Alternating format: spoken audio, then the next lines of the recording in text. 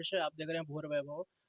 मुंबई में चुनावी गर्मी अपने चरण पे है। आने वाली 15 तारीख को मतदान होना है। इसी विषय पर बात करने के लिए हमारे साथ बीजेपी के वरिष्ठ नेता श्री श्रीनिवास त्रिपाठी जी हैं। नमस्ते श्रीनिवास जी। मुंबई में चुनावी गर्मी अपने चरण पे चल रही है। आने वाली 15 तारीख को मतदान होना है।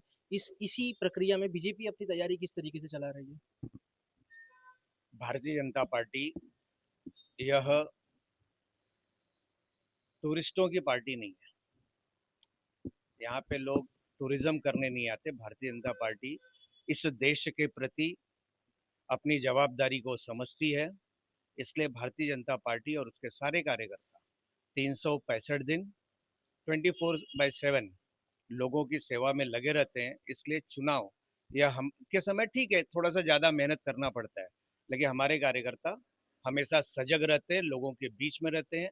इसलिए हमको तैयारी में कोई प्रॉब्लम नहीं है। हमारी तैयारी अच्छी तरह चल रही है। सर, इस बार भारतीय जनता पार्टी किन मुद्दों को लेकर जनता के बीच जाने वाली है चुनाव के समय? भारतीय जनता पार्टी 2014 के बाद एकमेव मुद्दा है भारतीय जनता पार्टी का, वो है विकास। इस देश का विकास, इस समाज का विकास, लोगों का विकास और भारत के मान को बढ़ाने का विश्व के अंदर। इन सारी चीजों को लेकर के भारतीय जनता पार्टी चलती है। यह महानगर पालिका का चुनाव है, तो निश्चित रूप से भारतीय जनता पार्टी विकास के मुद्दे पे ही लड़ेगी।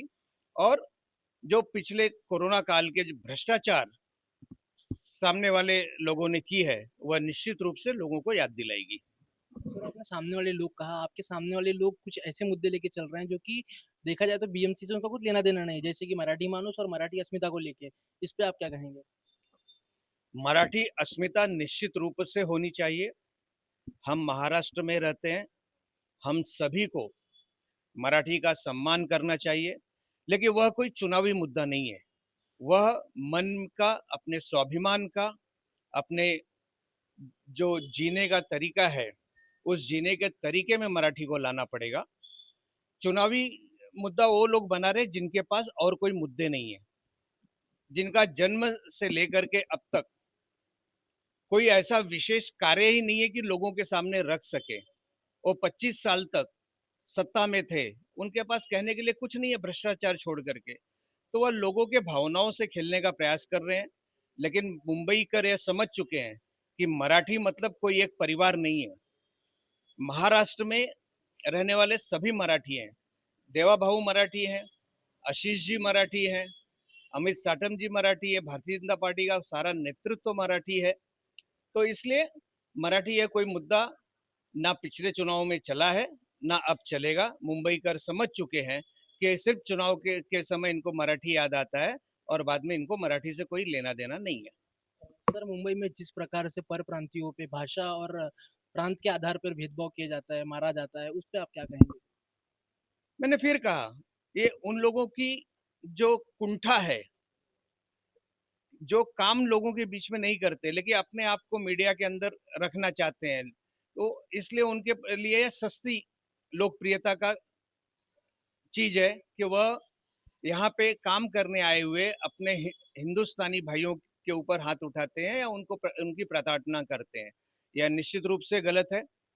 लेकिन उसी के साथ साथ मुझे और एक चीज कहना है कि जो लोग यहाँ पे प्रवासी हैं, उन्होंने भी यहाँ पर आने के बाद हम जिस भूमि में जाते हैं, देश के जिस भूमि में भी जाएं, इस देश की हर भाषा हमारे लिए उतनी ही सम्मान की है, उतनी ही प्रिय है। तो हमने भी, अगर हम मुंबई में आए हैं अपने कर्म करने के लिए, तो हमने भी मराठी सीखनी चाहिए, मराठी बोलनी चाहिए। उससे जो आप व्यापार करते हो, नौकरी करते हो, आपको फायदा ही है। आपका कम्युनिकेशन स्किल बढ़ता है। भाषा क्या है? भाषा अपने भावनाओं को दूसरे तक पहुंचाने का माध्यम है। तो हम जितने अच्छी तरह से स्थानीय भाषा को सीखेंगे, बोलेंगे, उतना ही ज्यादा आपका बिजनेस भी बढ़ेगा, आपको नौकरी में भी फायदा होगी। तो उसका भी सम्मान बाहर से आने वाले लोगों ने करना चाहिए। लेकिन उसी के साथ साथ मराठी मुद्दे को लेकर के जो पीड़ा पहुंचाने का प्रयास अन्य लोगों को करने वाले लोग हैं, उनको भी कहना है कि आप मराठी को बदनाम मत करो। मराठी यह प्रेम की भाषा है, विद्वेष की भाषा नहीं है। सर, कल ही उद्धव जी ने और मनसे के प्रमुख राज ठाकरे जी ने अपना अलायंस घोषित कर दिया है। उससे चुनाव पे क्या असर पड़ने वाला है? देखिए, उससे चुनाव पे कोई असर नहीं पड़ेगा कि दोनों पार्टियां ये टेस्टेड पार्टियां हैं। लोगों ने देखा है कि जब जब उनको वोट दिया है तब तब भ्रष्टाचार छोड़ करके और कुछ हुआ नहीं है इस मुंबई के अंदर।